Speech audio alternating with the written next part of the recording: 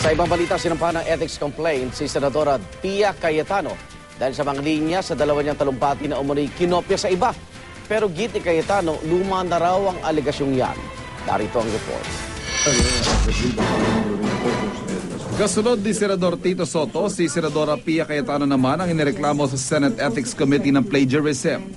Sa 6 na pahinang reklamo na inihain ng isang Alberto Locas Ong Jr., sinabing ang bahagi ng talumpati ni Cayetano noong February 23, 2011 ay tila mula raw sa isang presentation ni dating Health Secretary Mario Villaverde.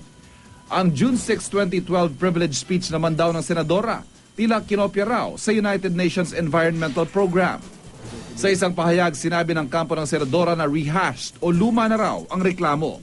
Sa naging paliwanag ni Cayetano noong August 23 kung saan sinagot niya ang mga paratang ng isa umanong anti-RH bill blogger, sinabi niyang lahat ng mga naka-upload sa kanyang website kabilang mga talumpati ay may mga footnote kung saan makikita ang source ng pahayag o datos. Pero nagka-glitch lang daw sa isang website kaya hindi lumalabas ang footnotes ng mga material. Naitama na raw ito sa ngayon. The speech was never delivered. In fact, what I did, nag-adlib na lang ako on the rights of mothers. Unfortunately, ang nangyari, yung media officer ko, akala yun yung na-deliver kong speech, na-upload yun.